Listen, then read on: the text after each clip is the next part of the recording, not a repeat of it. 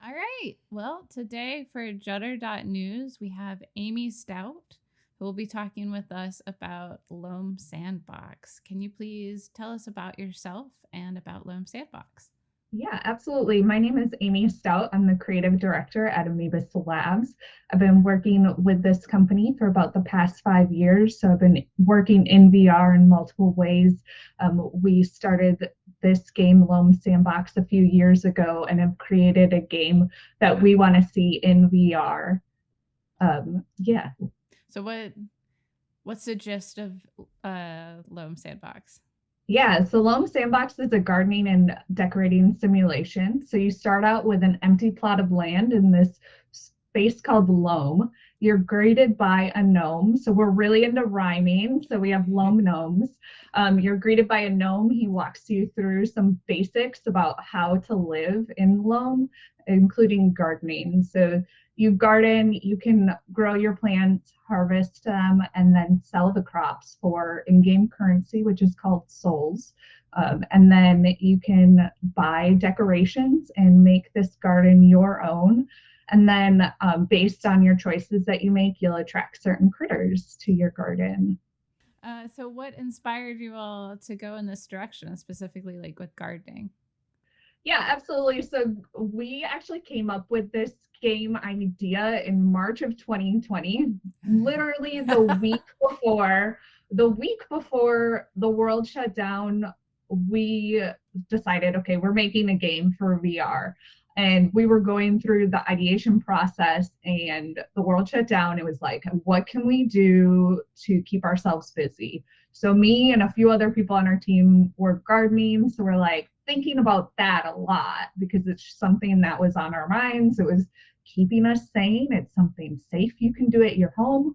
So we were thinking about gardening and we were thinking about the types of games that we are seeing on VR platforms. So at that particular time, we were seeing games on two ends of the spectrum since mobile VR in the 6 degrees of freedom capacity was still somewhat new at that time. We were either seeing games that were very like meditative or point and click narratives that were intended to be used on mobile headsets that had 3 degrees of freedom. So you're really just looking around and it was really basic interactions, which was good for that use case, but we wanted something a little bit more interactive. And on the opposite end of the spectrum, we were seeing a lot of first person shooter and frenzy games, Mm-hmm. which doesn't resonate with a lot of people on our team. We're not into the gore and the shooting. So we wanted to create something where we could be creative, have a lot of interactable moments within the game. And it's something that we could show to people and it could be used for anyone. So, like, you can have a kid play it and you can also have an adult play it and they can find something enjoyable out of it. And you're a women owned studio? Yes, we are. So Annie Eaton founded the company about 5 years ago, or I'm sorry, 8 years ago. Wow, time flies. The last 2 years have just They been don't like, count. yeah, exactly. So 8 years ago, she founded this company that does virtual and augmented reality development for businesses. And then 2 years ago, we had an opportunity to create a game for the Oculus Quest. And we decided, you know what, this is a perfect opportunity to be creative and also test out some of these things that we wanted to use for our clients, right? So the best way to learn is by doing. So with this game, we were able to try out so many different things that we can make games better for consumers. And then we can also make our own projects better for our customers as well. And it's worked out fantastic so far. And we're really happy that we had this opportunity to do so. That's awesome. And so, how long would you say it's taken to create Loam Sandbox? Yeah, so we started, like I said, in March of 2020, and then we released the early access version in January 2022, so earlier this year. Okay. So roughly 2 years. And I will say that that is not what we expected at all. We were like, we're going to get this out by the end of 2020, no problem. It takes a lot to make a VR game. I'll just say that there's a lot that you have to think of. There was a lot of prototyping that we had to do. And yeah, it's just something we were not prepared for, but we've learned so much from it. So I will say, any advice that I have to give to people is give yourself more time. Yeah. So was there an example of a specific challenge that you all encountered?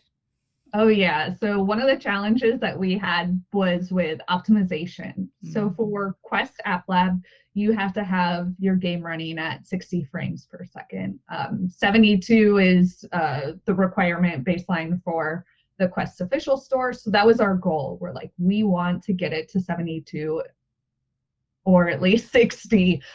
When we first started looking at optimization, the frame rate, we were around 45. So it was nowhere close. And I'll be honest, like it wasn't that nauseating. Like a lot of times if you have a game that's lower frame rate, you get a little bit like a little bit queasy, but it wasn't that bad, but we knew we needed to do something about it. So we started looking at our optimization about a year into development. So there was a lot of backtracking and looking at our processes that we've done previously and saying like, all right, what can we optimize for? So a lot of our client work prior to 2020 was on headsets like HTC Vive. So it was VR PC VR. Yeah. So it was running off of a PC. And then we also had, a few 360s that we did for Oculus Go, but you had to find a way to marry the two and create an experience that was optimized for Quest, which was honestly a new challenge for us. So with our optimization, that was the hardest part. And I think our team in general is very particular about the look of things. We want it to look good. We really do. So there was a lot of concessions we had to make. So there were things like removing as much transparencies as we can. So like any PNG is going to slow down that frame rate. We also had textures. So the look of our game was heavily based on textures. So we wanted to bring in organic textures that we saw in the real world. So we actually had one of our artists go out when we were starting like the ideation phase of this game. She went out and she took pictures of textures that she found in nature and then recreated them. Wow. And they were absolutely gorgeous. But as you can imagine, there's a lot of different textures that you can use. So we created all of these and we still use quite a few of them, but we had to pare that down a lot. So one of the things that we found out was reusing as much as we could. So like reusing that same texture on multiple different items really helped a lot so that we had just a few texture atlases, instead of a ton of them. So our optimization, the hardest part, but we are there. I'm happy to say that we're running at, I think our average right now is 71. So nice. That is amazing. That is. That's a big leap. Yes, absolutely. There was a lot of work that was put into it, but yeah, I think people tend to overlook how intensive some of this work can be. So thank you for sharing that. Yeah. And on the topic of sharing, is there one secret, a tidbit you can tell us about the game? Yeah, so one secret, and it's not really a secret, we do have a journal in the game, which is called the Field Guide to Gardening. And when you open it up, you see facts, critter facts and plant facts. And the plant facts all have like the number of times you have to water before it grows the next growth cycle, and then the growth cycle as well. So I guess one of our secret tidbits is all of our facts were checked by a real biologist, which is awesome. So cool. Yeah, it was a lot of fun. We got to look up all of these facts, and then our biologist looked them over and was like, okay, you need to make this, grow a little bit faster than this other one. So of course it's not true to the real world. It's not going to take 60 days to grow basil, but the scale of growth is all there. So the plants that grow faster will grow faster in the game. And if they grow longer in real life, it will take longer in the game as well. I love that. How did you find the biologist? So it's actually a family friend. Okay, that's Yes. that's great. And A you were wildlife biologist were like, oh, this is perfect. yeah. Like, you know about plants and you know about critters, so that's good.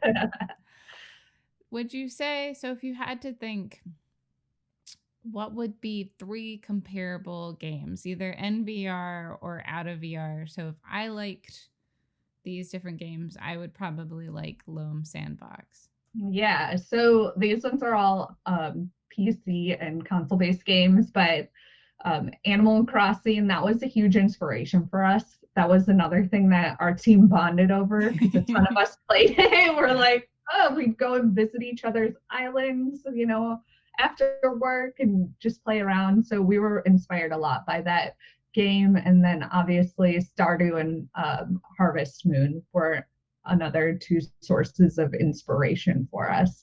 And it's not as built out as those games. Unfortunately, we don't have Nintendo budget, but the spirit behind them is the same. Yeah, Harvest Moon 64, like that was my one of my my loves in life. Yes. What would you say, what device are you personally using currently? Yeah, so I'm using the Quest 2 device because I need it for work, and it's I have a couple of them. I have one sitting here. Okay. I have 2 at the well, I have a Quest 1 and then a Quest 2 at the office. So they're ones that are always around, which is great, and it's helpful for research as well. And then at the office, we also have a Valve Index that we can play around with as well. I honestly haven't booted that one up in a while, but it is one that we have played around with quite a bit. It feels like a lot more work now. Yeah. I have my Quest 2 back here. Like, you could put it on your head, whereas you don't have to worry about cameras and troubleshooting your PC. Like, oh, it's so easy. I know, and I could take this on the go. So, I traveled the other week during the work week, and I was like, I could just take my headset with me. Whereas if I had to test on PC VR, I'm like, I don't know how I would do it. No, not easily. So what are your top 3 right now to play in VR? Yes. So my top 3, I actually just got Space Folk City, which is really fun. I don't know if you've played it, but it's a city builder game, and it's kind of goofy and silly. So you have little characters that have like a banana head or like a hot dog head, and you're trying to build this city and save them from some solar doom. And you have to try to build this city to make them happy. And it's been a lot of fun. I really like the mechanics of the game. I will say that teleporting or smooth locomotion can sometimes make me feel a little uneasy. I'm more of a teleporter. I don't know. Are you? Yeah. So with this game, you take your controllers and you move by pulling and pushing using your grip, which is really interesting to me. I think it works because the city is smaller. You're huge and the city is smaller. Okay. It really works for me. I'm like, this is awesome. So I feel like it's more of a workout than anything. Sometimes I was like trying to go get an asteroid and I'm just like, oh my gosh. But that one's a lot of fun. I really like Cookout as well. Some people are triggered by that game because they're like, I've worked in the kitchen before. No, thank you. But I'm like, I enjoy it. I really liked Overcooked when I played it on Switch. So similar vein there. And then I think the third one that holds a special place in my heart is either Altspace or Rec Room, simply because I don't like to meet random strangers in those places. Like, that's not what I use it for. I use it to meet up with friends. Yeah. So, like, I don't need some like 13-year-old from the other side of the country yelling at me. No, thank you. Just immediate. Like, sometimes you enter Rec Room and it's just, what is happening and why am I being yelled at right now? I don't know. It happens. So we use those two platforms to meet Mhm. during the pandemic, and that was really special for us as a team because it was like everyone could be in VR because we have VR headsets, and you could feel like your coworker was right behind you, and it Mhm. was awesome because otherwise we were talking to each other over Zoom, which is, nice to see people's face, but that sense of presence is real in that sort of VR environment. So I like those as well. One downside I don't like is that when you're in a rec room and if you're weird with people, you have a better sense of how tall people are.